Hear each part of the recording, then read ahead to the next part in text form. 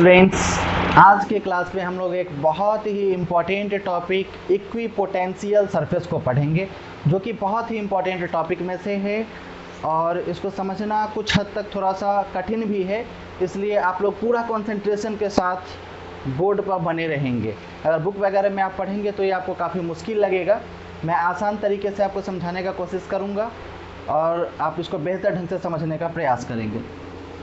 तो equipotential surface, equipotential मतलब same potential और सरफेस मतलब सतह।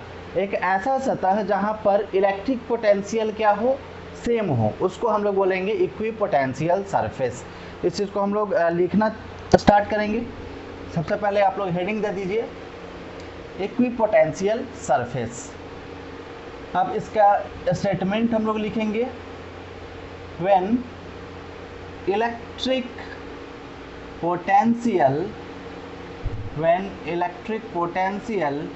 is same, when electric potential is same at every point on a surface, या फिर ऑफ ए सरफेस भी आप लिख सकते हैं, on a surface, when electric potential is same at every point on a surface is called, या फिर then it is called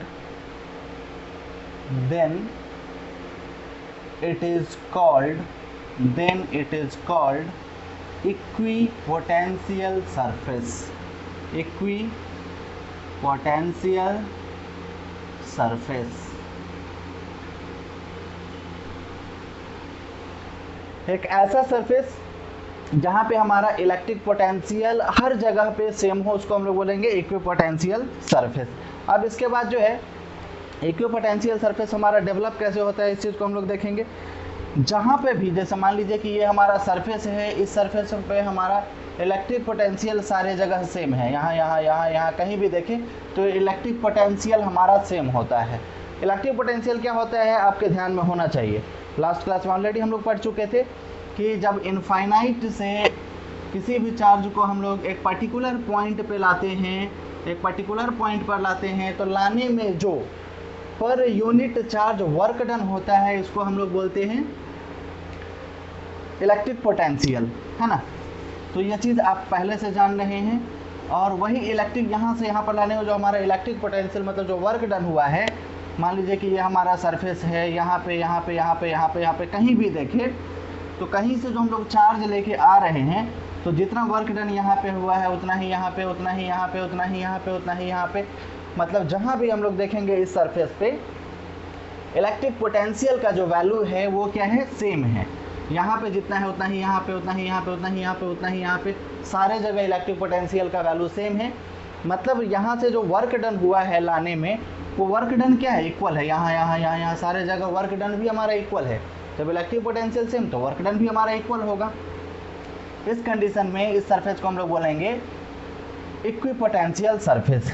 अब इक्विपोटेंशियल सरफेस हमारा डेवलप कब होगा, जब हमारे पास इलेक्ट्रिक फील्ड अवेलेबल होगा। जैसे ही हमारे पास इलेक्ट्रिक फील्ड, जैसे हम लोग देखते थे कि हम लोग जब चार्ज को यहाँ से ला रहे होते थे, इनफाइनाइट से यहाँ से टेस्ट चार्ज को ला रहे होते थे यहाँ पर, तो यहाँ पर लाते थे, तो लाने के दरमियान हम लोग क्या ऑब्जर्व करते थे, यहाँ पर हम लोग के पास एक चार्ज होता था जिसके कारण चारों तरफ इलेक्ट्रिक फील्ड लाइन निकल रहा होता था। और इस इलेक्ट्रिक फील्ड लाइन के प्रेजेंस में, इस इलेक्ट्रिक फील्ड लाइन, यहाँ से जो इलेक्ट्रिक फील्ड लाइन निकल रहा है, इलेक्ट्रिक फील्ड इसके कारण जो डेवलप हो रहा है, उसकी उपस्थिति में ही हम लोग चार्ज को लाते थे, जिसके वजह से इसमें क्या होता था, इलेक्ट्रिक पोटेंशियल डेवलप होता था। अगर अब समझिए सिचुएशन को, अगर यहाँ पे चार्ज नहीं हो, इसके कारण इलेक्ट्रिक फील्ड चारों तरफ नहीं बन रहा हो, इलेक्ट्रिक फील्ड लाइन नहीं निकल रहा हो, उस स्थिति में क्या होगा, यहाँ जो हमारा इलेक्ट्रिक पोटेंशियल है वो डेवलप ही नहीं होगा। समझ रहे सिचुएशन को। इलेक्ट्रिक पोटेंशियल एक्चुअली हमारा क्या है, अच्छा पहले हम लोग एक बार मैकेनिकल पोटेंशियल को देखते हैं। जैसे मान लीजिए आप लोग जानते हैं कि यूनिट 6 में हम लोग 11th के पढ़े थे, हाँ 6 में ही, कि जब किसी भी ऑब्जेक्ट को हम लोग उठाते हैं, ऐसे उठा रहे हैं, तो उसके हाइट के कारण इसमें क्या हो रहा है, पोटेंशियल एनर्जी अभी डेवलप्ड है। जैसे ही इसको हम लोग छोड़ेंगे ये काइनेटिक एनर्जी के रूप में नीचे आ जाएगा, समझ रहे हैं। फिर जैसे जैसे हम इसको उठा रहे हैं, जैसे जैसे इसका हाइट बढ़ते जा रहा है, वैसे वैसे इसका पोटेंशियल एनर्जी बढ़ते जा रहा है ना। तो यहाँ पर एक फोर्स इसको ऊपर की तरफ खींच रहा है, जिस फोर्स के कारण इसमें क्या हो रहा है, पोटेंशियल एनर्जी डेवलप हो रहा है, समझ रहे हैं सिचुएशन को। उसी तरह से यहाँ से जो हम लोग चार्ज को ला रहे हैं, तो यहाँ पर ये इधर इस डायरेक्शन में फोर्स अप्लाई कर रहा है, समझ रहे हैं सिचुएशन को। ये फोर्स अप्लाई कर रहा है इस डायरेक्शन में। जैसे ही ये इलेक्ट्रिक फील्ड के कारण जो फोर्स हटाया जाएगा, ये क्या होगा, पुनः अपने स्थिति ओरिजिनल पोजीशन पे चला जाएगा। मतलब कि इलेक्ट्रिक पोटेंशियल वहीं पर डेवलप होगा जहाँ पे हमारा इलेक्ट्रिक चार्ज अवेलेबल होगा, या फिर इलेक्ट्रिक चार्ज नहीं कहिए, जहाँ पे हमारा इलेक्ट्रिक फील्ड डेवलप होगा, जहाँ पे हमारा इलेक्ट्रिक फील्ड रहेगा, उस इलेक्ट्रिक फील्ड में ही हम लोग इलेक्ट्रिक पोटेंशियल को डेवलप करवा सकते हैं। अगर इलेक्ट्रिक फील्ड नहीं रहे, मान लीजिए कि ये नहीं रहे, तो सीधे चार्ज को यहाँ से हम लोग यहाँ पर ले आएंगे, तो ये तो परमानेंट यहीं पर रह जाएगा, इसके ऊपर कोई फोर्स ही नहीं लग रहा है जो इसको पुनः अपनी स्थिति में भिजा दे, समझ रहे हैं ना सिचुएशन को। अभी मान लीजिए कि यहाँ पर इलेक्ट्रिक फील्ड हमारा डेवलप नहीं हो रहा है, यहाँ पर चार्ज हटा दिए हम लोग, तो चार्ज रहेगा तभी तो इलेक्ट्रिक फील्ड डेवलप होगा। यहाँ पे अभी कोई इलेक्ट्रिक फील्ड डेवलप नहीं हो रहा है, और चार्ज को हम लोग इनफाइनाइट से लाकर एक पॉइंट पर ला दिए, तो लाने में तो हमारा वर्क डन हुआ, लेकिन यहाँ जो हमारा फिर चार्ज था जिसके कारण इलेक्ट्रिक फील्ड डेवलप हो रहा था, वो नहीं है। वो अगर नहीं है तो इस पर क्या होगा, फोर्स लगेगा ही नहीं, मतलब पोटेंशियल उसके अंदर डेवलप ही नहीं होगा, समझ रहे सिचुएशन को। वही चीज़ को यहाँ पर हमको मेंशन करना है कि इलेक्ट्रिक पोटेंशियल जो है वो कब डेवलप होगा, जब इलेक्ट्रिक फील्ड प्रेजेंट होगा तभी डेवलप होगा। उसी चीज़ को अब आगे हम लोग मेंशन करते हैं। Electric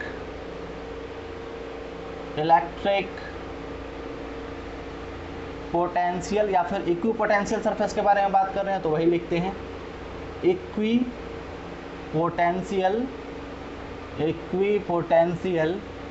surface gets developed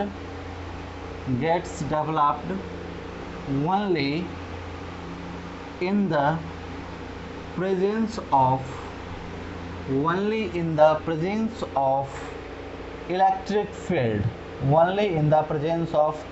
electric field. जब इलेक्ट्रिक फील्ड हमारे पास होगा तभी इलेक्ट्रिक पोटेंशियल डेवलप होगा, और इलेक्ट्रिक पोटेंशियल डेवलप होगा तभी हमारा इक्वी पोटेंशियल सरफेस बनेगा। मतलब जब इलेक्ट्रिक पोटेंशियल यहाँ पे होगा, यहाँ पे होगा, यहाँ पे होगा, बहुत सारा इलेक्ट्रिक पोटेंशियल होगा, तभी हमारा इक्वी पोटेंशियल सरफेस बनेगा, वही इसका कहना है।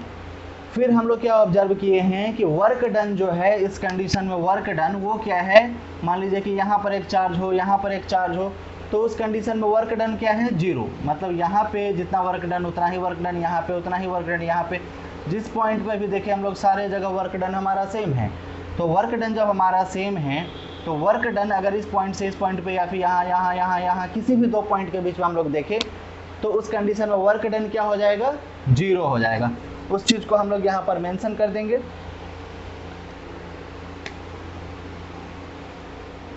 In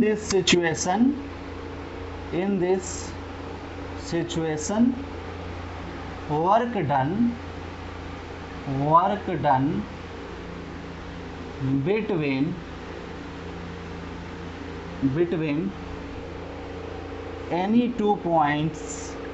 any two points, in this situation work done between any two points by the charge will be zero। Figure भी बना देता हूँ। मान लीजिए कि यहाँ पर कुछ इस तरह का इक्वी पोटेंशियल सरफेस है। मान लीजिए कि ये हमारा इक्वी पोटेंशियल सरफेस है। बुक वगैरह में जनरली फिगर नहीं दिया रहता है, तो इसको मान लेते हैं इक्वी पोटेंशियल सरफेस है। ये हमारा इक्वी पोटेंशियल सरफेस है। ये इक्वी पोटेंशियल सरफेस कहने का मतलब कि यहाँ कहीं भी हम लोग देखें तो हमारा पोटेंशियल सेम होगा। अब इस पर मान लीजिए कि यहाँ पर हमारा सारे जगह इलेक्ट्रिक पोटेंशियल सेम है, और इसमें हमको चार्ज को एक पॉइंट से दूसरे पॉइंट पर ले जाना है। अब मान लीजिए कि चार्ज पहले हमारा यहाँ पे है, तो इसको यहाँ से हमको मान लेते हैं कुछ यहाँ पर ले जाना है, ठीक है, यहाँ से यहाँ पर ले जाना है। तो यहाँ से यहाँ पर ले जाने में हमको क्या मालूम है, इलेक्ट्रिक पोटेंशियल सेम है, और वर्क डन जो है, मान लीजिए कि यहाँ पर Q0 चार्ज है, Q0 चार्ज को यहाँ से यहाँ हमको ले जाना है, तो यहाँ से यहाँ पर ले जाने में जो हमारा वर्क डन है, मान लेते हैं यहाँ से यहाँ के बीच का डिस्टेंस कुछ dl है, कुछ भी डिस्टेंस आप मान सकते हैं, dl dr जो मान लीजिए। P पॉइंट पे हमारा चार्ज Q0 है और P पॉइंट से हमको Q पॉइंट पर ले जाना है, जो डिस्टेंस dl है और Q0 चार्ज को हम लोग ले जा रहे हैं। तो ले जाने में जो हमारा वर्क डन होगा वो वर्क डन क्या है, 0 है। मतलब यहाँ से यहाँ पर ले जाने में जो हमारा वर्क डन होगा वो 0 होगा। वही चीज़ यहाँ पर स्टेटमेंट में हमारा लिखा हुआ है, ठीक है। मतलब चार्ज को यहाँ से यहाँ पर ले जाने में जो वर्क डन होगा वो हमारा 0 होगा, ठीक। अब जो है हमारा वर्क डन का फॉर्मूला, उस चीज़ को हम लोग मेंशन करते हैं। वर्क इक्वल टू क्या होता है हमारा, फोर्स इनटू डिस्प्लेसमेंट, है ना, F डॉट डी एल। यहाँ पर हम लोग L कंसिडर कर लिया तो डी एल ही ले लेते हैं, फोर्स इनटू डिस्प्लेसमेंट। तो यहाँ जो हमारा इधर से इधर अगर आ रहा है तो आने में एक फोर्स लग रहा होगा निश्चित रूप से ही, तो उस फोर्स को हम लोग कुछ मान लेते हैं F फोर्स लग रहा है, ठीक। यहाँ पर जो है F फोर्स इधर लग रहा है, तो F जो है हमारा, अब थोड़ा सा आप लोग ध्यान में लाएंगे, F इक्वल टू हमारा इलेक्ट्रिक फील्ड की कंडीशन में, जब इलेक्ट्रिक फील्ड मान लीजिए चार्ज है, चार्ज का हमारा इलेक्ट्रिक फील्ड चारों तरफ है, यहाँ पर एक चार्ज मान लीजिए Q0 है। अब इस पर जो हमको फोर्स फाइंड करना हो तो यहाँ पे हमारा फोर्स का वैल्यू हम लोग कैसे फाइंड करते हैं, इलेक्ट्रिक फील्ड के रिस्पेक्ट में। तो इलेक्ट्रिक फील्ड का हम लोग फार्मूला क्या जानते हैं, F बाई Q0। यहाँ पर जो इलेक्ट्रिक फील्ड लग रहा है, डेवलप हो रहा है Q0 चार्ज पे, वो इलेक्ट्रिक फील्ड बराबर क्या होता है, F बट्टा Q0। अगर पीछे वाला चीज़ नहीं याद है तो आप लोग पीछे वाले चीज़ को रिवाइज करते रहेंगे, बहुत बेनिफिट में रहेंगे। उम्मीद है आप लोग को याद होगा ये चीज़। Electric field is equal to force upon charge. अब यहाँ से हम लोग फोर्स का वैल्यू देखना चाहे, फोर्स इक्वल टू क्या हो जाएगा, Q0 इंटू ई। मतलब कि यहाँ पर जो चार्ज पे हमारा फोर्स लग रहा है वो चार्ज इंटू इलेक्ट्रिक फील्ड जितना इस पर अप्लाई हो रहा है वो इलेक्ट्रिक फील्ड।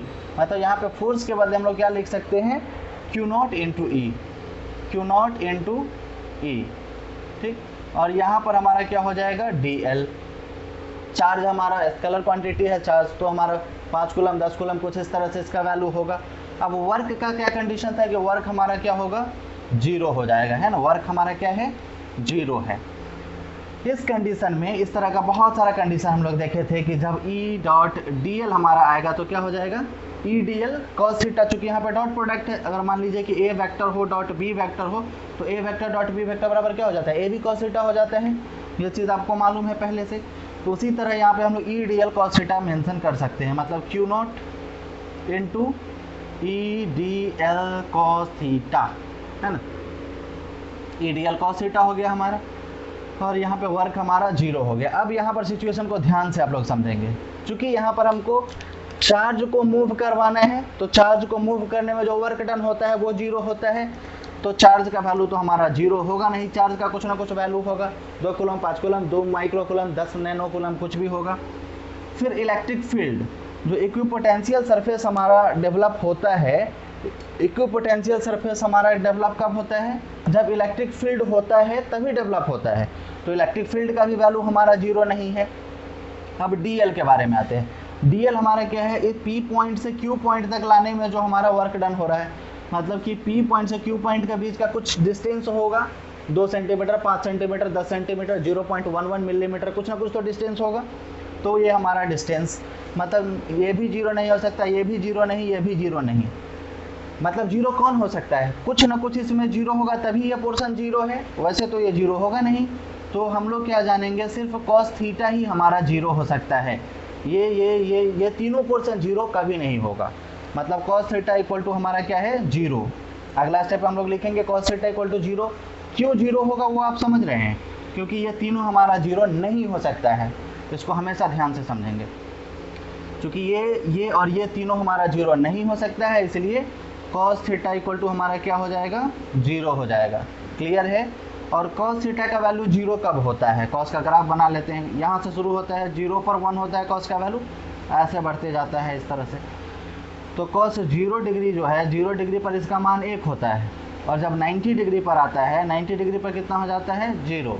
180 डिग्री पर -1, और फिर 270 डिग्री पर 0। तो 0 कहाँ पर होता है, 90 डिग्री पर। हम लोग सिंपलेस्ट वाला को लेंगे, 270 भी लेंगे तो कोई फ़र्क नहीं पड़ेगा, लेकिन हम लोग 90 डिग्री पर ही ले लेते हैं कि कॉस 90 का वैल्यू कितना होता है, 0। मतलब थीटा इक्वल टू कितना हो जाएगा, 90 डिग्री। मतलब कि यहाँ जो एंगल बन रहा है थीटा, वो थीटा किसके बीच में एंगल बन रहा है, यहाँ जो हमारा इलेक्ट्रिक फील्ड है और जो हमारा डिस्प्लेसमेंट है, इलेक्ट्रिक फील्ड और डिस्प्लेसमेंट के बीच का एंगल हमारा थीटा है, 90 डिग्री है हमारा।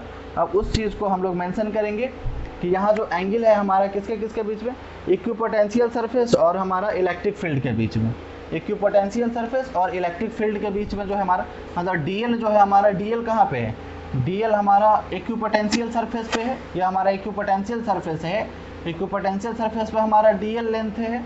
तो वही चीज़ हम लोग मेंशन करेंगे कि इक्विपोटेंशियल सरफेस और इलेक्ट्रिक फील्ड के बीच का एंगल कितना है, 90 degree. As the angle between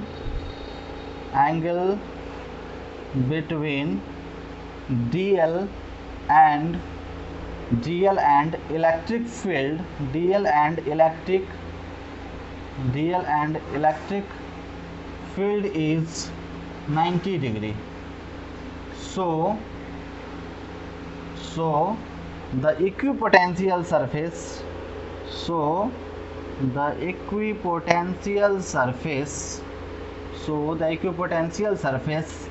and electric field lines are perpendicular to each other, मतलब इलेक्ट्रिक फील्ड लाइन और जो हमारा इक्विपोटेंशियल सरफेस है वो दोनों क्या है, एक दूसरे के परपेंडिकुलर है। अब ध्यान से समझिए सिचुएशन को, ये हमारा इक्विपोटेंशियल सरफेस है, ऐसे फ्लैट है। अब इलेक्ट्रिक फील्ड लाइन जो है हमारा कैसे होगा, ऐसे होगा 90 डिग्री के एंगल पर, ऐसा 90 डिग्री के एंगल पर है हमारा इलेक्ट्रिक फील्ड लाइन, तभी दोनों एक दूसरे के परपेंडिकुलर होगा। मान लीजिए हमारा ये हाथ इलेक्ट्रिक इक्विपोटेंशियल सरफेस है और ये इलेक्ट्रिक फील्ड लाइन जो है यहाँ पर 90 डिग्री का एंगल बनाते जाता है, मतलब ये कुछ ऐसे जा रहा होगा, इस तरह से ऐसे जा रहा होगा 90 डिग्री के एंगल पर। मतलब कि इस कंडीशन में जो है हमारा, इस चीज़ को हम लोग मेंशन कर सकते हैं कि जब हमारा इलेक्ट्रिक फील्ड लाइन 90 डिग्री के एंगल पर जा रहा, क्रॉस कर रहा है इक्विपोटेंशियल सरफेस को, उस कंडीशन में जो चार्ज है हमारा वो कहाँ मूव कर रहा है, इक्विपोटेंशियल सरफेस के पैरेलल। फिर से कंडीशन को समझिए, जब इलेक्ट्रिक फील्ड लाइन हमारा परपेंडिकुलरली जा रहा है, 90 डिग्री के एंगल पर जा रहा है, कहाँ, इक्विपोटेंशियल सरफेस से होते हुए, उस कंडीशन में जो चार्ज मूव कर रहा है वो कैसे मूव कर रहा है, इक्विपोटेंशियल सरफेस के पैरेलल। मतलब कि मान लिया जाए कि चार्ज इलेक्ट्रिक फील्ड लाइन ऐसे जा रहा है, चार्ज पहले यहाँ पे था और जैसे ऐसे जा रहा है, ये यहाँ से मूव करके क्या हो रहा है, ऐसे जा रहा है, ऐसे जा रहा है। तो इस कंडीशन में हमारा वर्क डन क्या है, ऑटोमेटिकली 0 है। उसी चीज़ को हम लोग मेंशन कर देंगे। क्या मेंशन करेंगे, as electric field line is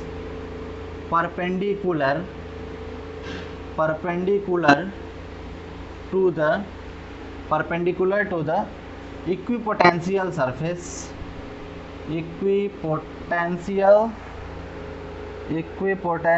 surface, charge moves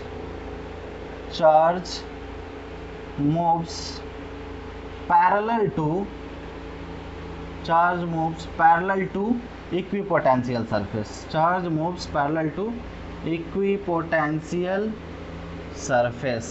moves parallel to equipotential surface.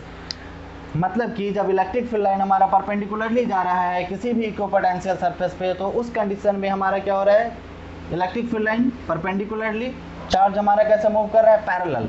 मतलब कि मान लीजिए इस पर कोई चीज़ यहाँ से खिसक के यहाँ पर चला गया तो क्या हुआ, इसके पैरेलल ही हुआ। उसी तरह का कंडीशन कुछ यहाँ पर है। फटाक से आप वीडियो को पॉज कीजिए और इसका स्क्रीनशॉट ले लीजिए। ये 2 मार्क्स में इस तरह का क्वेश्चन पूछ सकता है आपको, व्हाट इज इक्विपोटेंशियल सरफेस। तो आप डेफिनेशन और यहाँ तक भी लिखेंगे तो चलेगा। मतलब आपके कॉन्सेप्ट को डेवलप करने के लिए थोड़ा सा मैं एक्स्ट्रा आप लोग को एक्सप्लेन कर दिया हूँ। ये कॉन्सेप्ट आप लोग का क्लियर रहेगा। और आगे हम लोग पढ़ेंगे properties of equipotential surface. Properties of equipotential surface में ये कॉन्सेप्ट आपका हेल्प करेगा। तो उम्मीद है आप लोग वीडियो को पॉज करके स्क्रीनशॉट ले चुके हैं। अगर नहीं लिए हैं तो जल्दी से ले लीजिए, क्योंकि हमको इरेज करना पड़ेगा, फिर आगे के टॉपिक को हम लोग एक्सप्लेन कर पाएंगे। तो चलिए अब मैं बोर्ड को इरेज करता हूँ। उम्मीद है आप लोग ले चुके हैं, स्क्रीनशॉट आप लोग ले चुके हैं। गुड। और इसमें आपको दो बेनिफिट होगा, अगर आप मतलब डायरेक्ट नोट कर रहे हैं तब तो बहुत अच्छा, वेरी गुड, मतलब आपका प्रेजेंस ऑफ माइंड काफ़ी अच्छा है। अगर नहीं नोट कर पा रहे हैं फिर भी वेरी गुड, उसमें भी कोई प्रॉब्लम नहीं है। आप स्क्रीनशॉट ले लिया कीजिए, पहले क्लास में समझ लीजिए, और समझने के बाद वो जो आपका नोट्स है स्क्रीनशॉट के रूप में, उसको आप कॉपी में जब नोट करेंगे उस समय आपको दोबारा फ़ायदा मिलेगा। मतलब जब आप नोट करते रहेंगे तो सारी बातें आपके माइंड में रिपीट होती रहेंगी, मतलब आप ईजिली बेहतर ढंग से समझ लेंगे, मतलब एक बार फिर से, है ना, तो आपको डबल बेनिफिट पहुंचाएगा। प्रॉपर्टीज ऑफ इक्विपोटेंशियल सरफेस में हेडिंग हम लोग देंगे properties of equipotential surface, properties of equipotential surface, heading दे दीजिए प्रॉपर्टीज ऑफ इक्विपोटेंशियल सरफेस। अब इसमें हमारा टोटल 5 प्रॉपर्टी हमको पढ़ना है। जैसे फर्स्ट प्रॉपर्टी हम लोग पढ़ेंगे, फर्स्ट प्रॉपर्टी है हमारा work done to move a charge, work done to move a charge in equipotential surface, in equipotential surface is 0, work done to move a charge in equipotential surface is 0। ये हमारा first property है। इसका पहले हम लोग थोड़ा सा छोटा सा फिगर बना लेते हैं। मान लीजिए कि कुछ इक्विपोटेंशियल सरफेस इस तरह का है, मान लेते हैं, ठीक।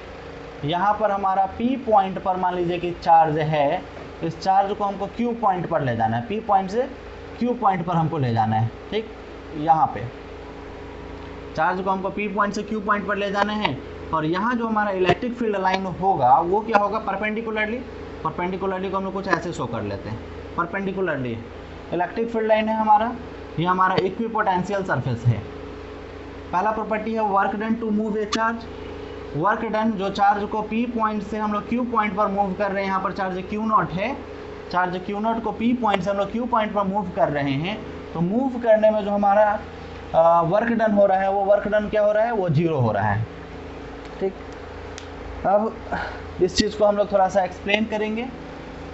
Since the surface is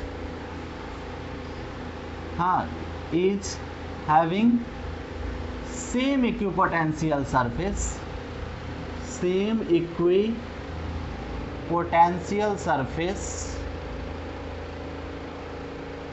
same electric potential, sorry, having the same electric potential, having the same electric potential, since the surface is having same electric potential, ये सरफेस का सेम इलेक्ट्रिक पोटेंशियल है, so electric potential at point P पर जो है उसको हम लोग electric potential को V से डिनोट करते हैं, VP, है ना, और Q पर जो है वहाँ पे इलेक्ट्रिक पोटेंशियल को हम लोग यहाँ पर VQ डिनोट करेंगे। एट पॉइंट P VP एंड electric potential at point Q VQ is same, R same है ना, R सेम, मतलब यहाँ जो है हमारे इलेक्ट्रिक पोटेंशियल P पॉइंट पर और Q पॉइंट पर दोनों हमारा सेम है। अब इस कंडीशन में हम लोग इलेक्ट्रिक पोटेंशियल का जो डेफिनीशन है वो डेफिनीशन को थोड़ा सा देखते हैं। फ्रॉम द एम साथ में है, फ्रॉम द डेफिनीशन ऑफ किसके डेफिनीशन से, इलेक्ट्रिक पोटेंशियल का डेफिनीशन से, electric potential, from the definition of electric potential. अब इलेक्ट्रिक पोटेंशियल मान लीजिए P पॉइंट से हमको Q पॉइंट पर ले जाना है, तो इसको हम लोग क्या लिखते हैं, VPQ, electric potential P point से हम लोग Q पॉइंट पर ले जा रहे हैं, तो VPQ। तो इस कंडीशन में जो इलेक्ट्रिक पोटेंशियल का फॉर्मूला होता है वो वर्क डन होता है P पॉइंट से Q पॉइंट पर ले जाने में डिवाइडेड बाई हमारा किसका वैल्यू होता है, चार्ज का वैल्यू होता है। जो चार्ज को हम लोग P पॉइंट से Q पॉइंट पर ले जा रहे हैं उस चार्ज का वैल्यू होता है। अच्छा, वो VPQ जो है हमारा, उसको हम लोग कैसे लिख सकते हैं, electric potential at Q minus electric potential at P। VPQ को हम लोग ऐसे भी लिख सकते हैं, ये चीज़ आप पहले से जानते हैं, is equal to work done to move the charge from P to Q divided by the value of charge Q naught. Finally ये दोनों हमारा क्या है, सेम है, VP और VQ हमारा क्या है, सेम है, क्योंकि इलेक्ट्रिक पोटेंशियल सेम है सारे जगहों पे। तो V और ये भी V मतलब दोनों कैंसिल होकर क्या हो जाएगा, 0। और यहाँ जो वर्क डन हो रहा है कहाँ से कहाँ तक मूव करने में, P से Q तक डिवाइडेड बाई चार्ज का वैल्यू। फाइनली चार्ज को अगर इधर हम लोग क्रॉस मल्टीप्लाई करें तो हमारा वर्क का जो वैल्यू है P पॉइंट से Q पॉइंट पर ले जाने में वो क्या हो जाएगा, 0 हो जाएगा। यही चीज़ हमको लाना था, क्या हमको दिखाना था, work done to move a charge in equipotential surface is 0। Equipotential surface पर चार्ज को एक पॉइंट से दूसरे पॉइंट पर मूव कराने में जो हमारा वर्क डन होगा वो 0 के बराबर होगा। वीडियो को पॉज कीजिए, फटाक से स्क्रीनशॉट ले लीजिए, ये हमारा पहला प्रॉपर्टी था। इसके बाद फिर 4 और प्रॉपर्टी हम लोग के पास है। उम्मीद है आप लोग स्क्रीनशॉट ले चुके हैं, अगर नहीं लिया तो फटाक से ले लीजिए। चलिए इसको मैं इरेज करता हूँ। ये हमारा पहला प्रॉपर्टी था। इस तरह का टोटल 5 प्रॉपर्टी हम लोग के पास है। पांचों प्रॉपर्टी को हम लोग बारी बारी से देखेंगे। बहुत ही इंटरेस्टिंग टाइप टॉपिक है ये।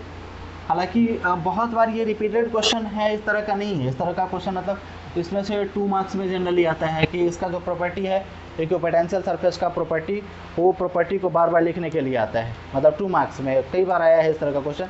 कई बार इस तरह से पूछेगा व्हाट इज इक्विपोटेंशियल सरफेस, या फिर कई बार पूछ देगा right the 2 properties of equipotential surface, या कभी कभी किसी प्रॉपर्टी का नाम दे देगा कि वो कैसे है उसको एक्सप्लेन कीजिए। तो जैसे अभी एक्सप्लेन हम लोग कर रहे थे उस तरह से हम लोग एक्सप्लेन करेंगे।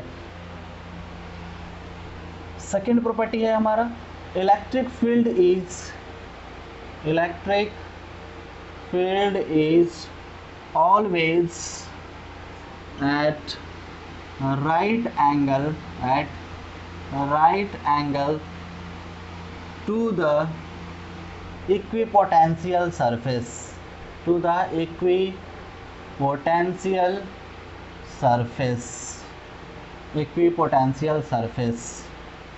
सेकेंड प्रॉपर्टी का कहना है जो हमारा इलेक्ट्रिक फील्ड है या फिर इलेक्ट्रिक फील्ड इंटेंसिटी बोलिए, इलेक्ट्रिक फील्ड लाइन बोलिए, वो हमारे क्या है, always right angled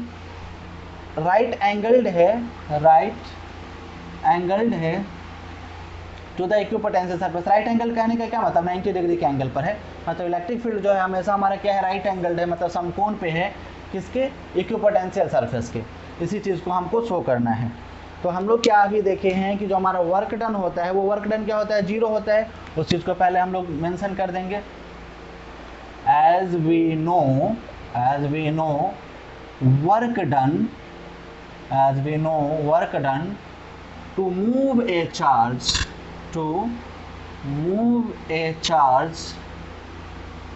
from one point to another point in equipotential surface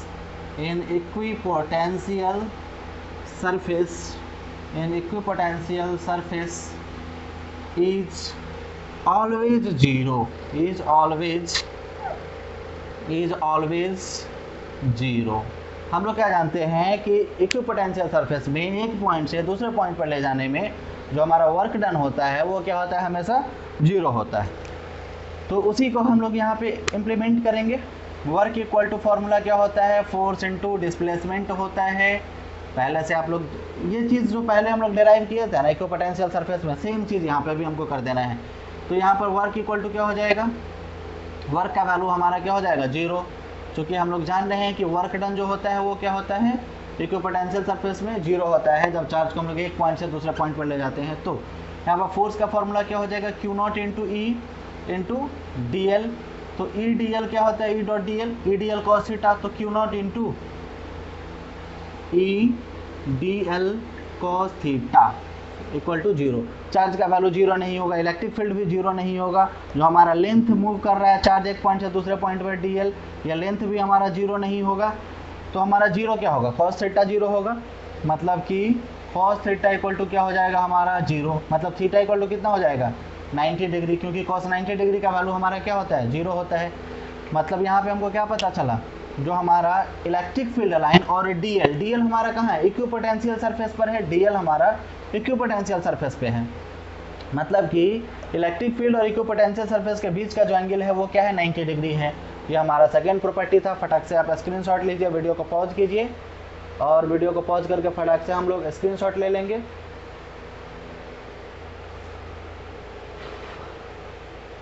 उम्मीद है आप लोग स्क्रीनशॉट ले चुके हैं। अब इसको मैं थोड़ा सा इरेज करता हूँ। जब फिर से आप नोट करेंगे तो काफ़ी बेनिफिट मिलेगा आपको, उस चीज़ को थोड़ा सा रिमाइंड करने में। आप रिमाइंड करते हुए उसको नोट करेंगे, है ना। थर्ड प्रॉपर्टी है हमारा equipotential surface helps to find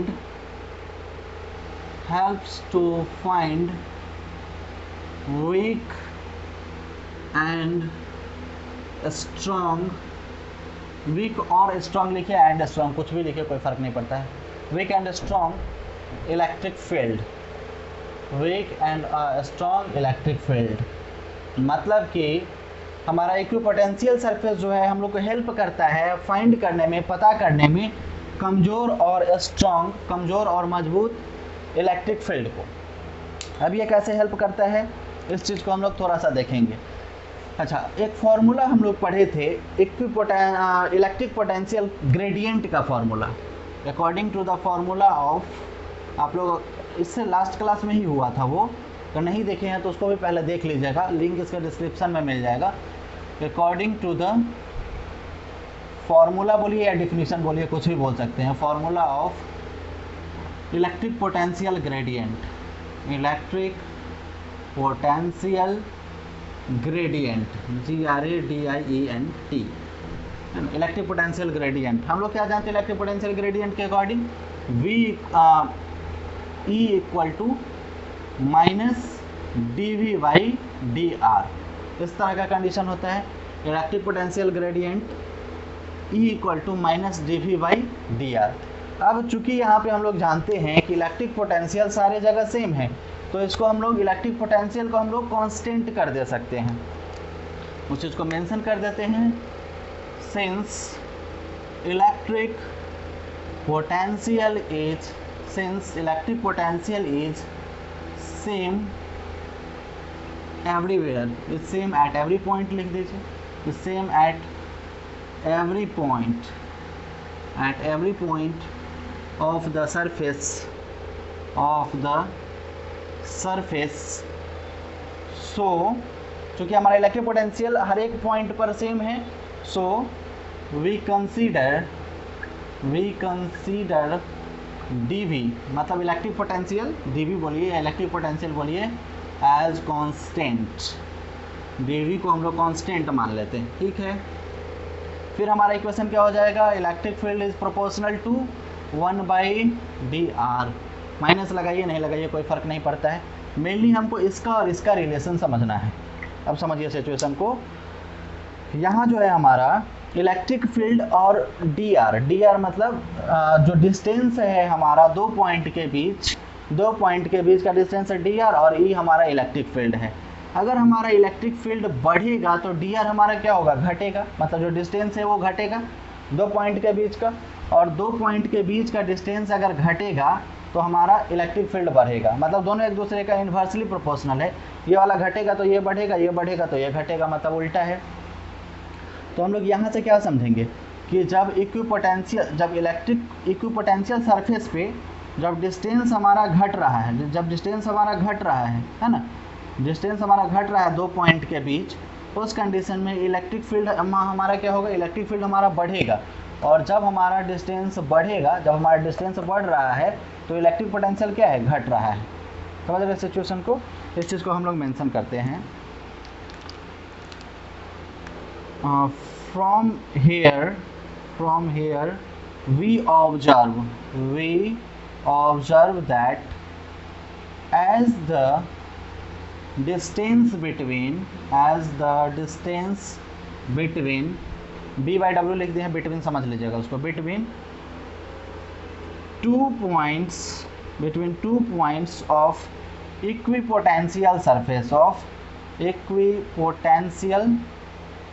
surface is more, equipotential surface is less या more, पहले कुछ भी लिखिए उसका उल्टा कर दीजिएगा, is more than electric field is less,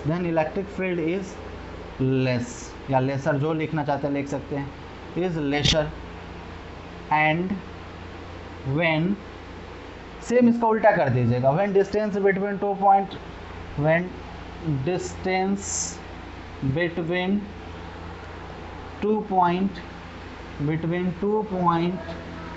of equipotential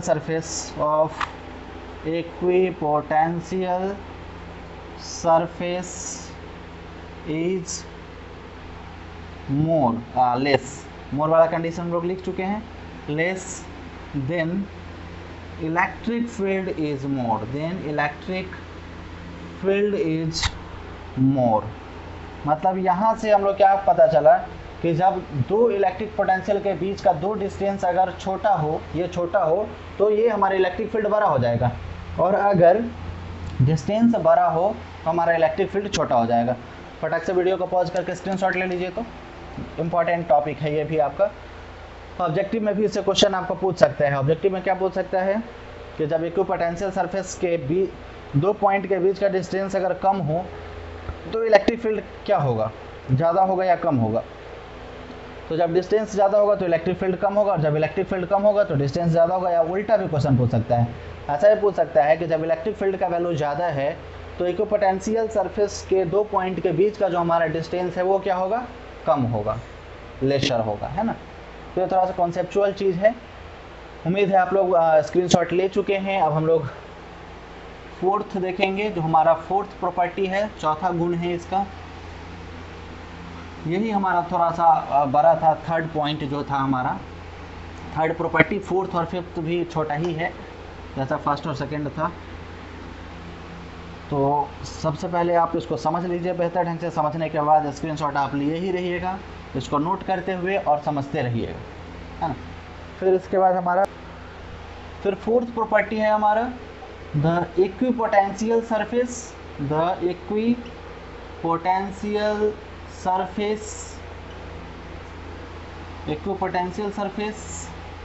tells the direction of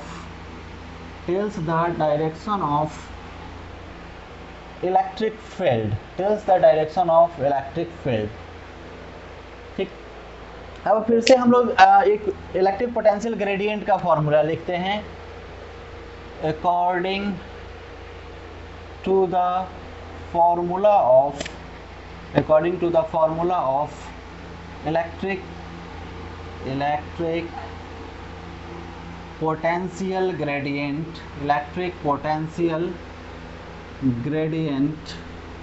क्या फॉर्मूला जानते हैं हम लोग, E = -dV/dr। यहाँ पे बस हमको डायरेक्शन ये पता चलता है, ये चीज़ आप पहले भी समझे थे जब हम लोग इलेक्ट्रिक पोटेंशियल ग्रेडियंट पढ़ रहे थे उस समय।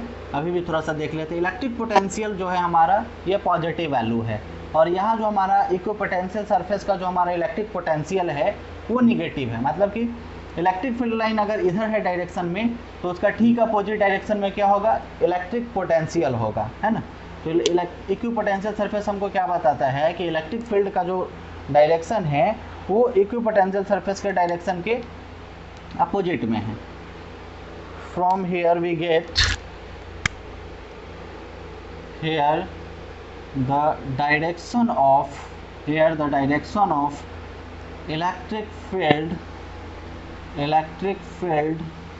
is in अपोजिट ऑफ, किसके opposite of electric potential, electric potential मतलब जो हमारा इलेक्ट्रिक पोटेंशियल का डायरेक्शन होगा उसके अपोजिट डायरेक्शन में हमारा किसका डायरेक्शन होगा, इलेक्ट्रिक फील्ड का डायरेक्शन होगा। फटाक से वीडियो को पॉज कीजिए, स्क्रीनशॉट ले लीजिए और इसके बाद हम लोग लास्ट प्रॉपर्टी देखेंगे, पांचवा प्रॉपर्टी, वो भी हमारा छोटा ही है, फिफ्थ प्रॉपर्टी भी हमारा छोटा ही है।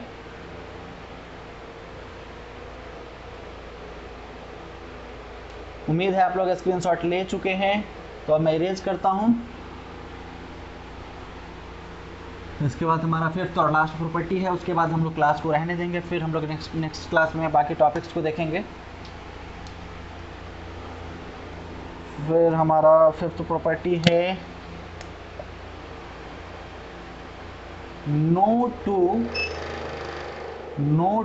Equipotential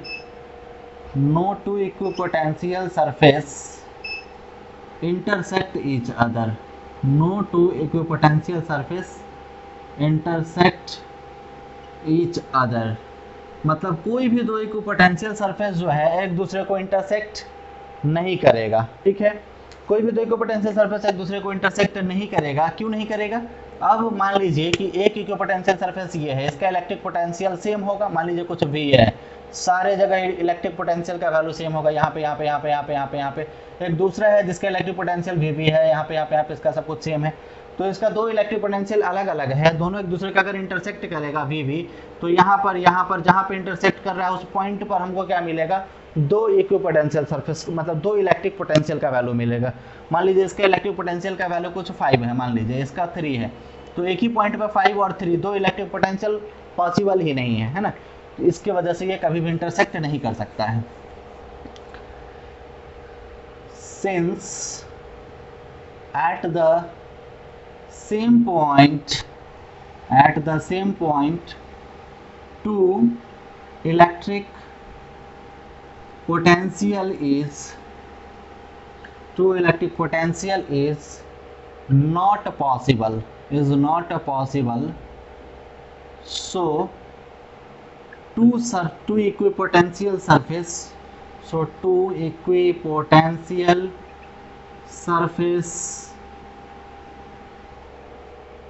can't intersect each other,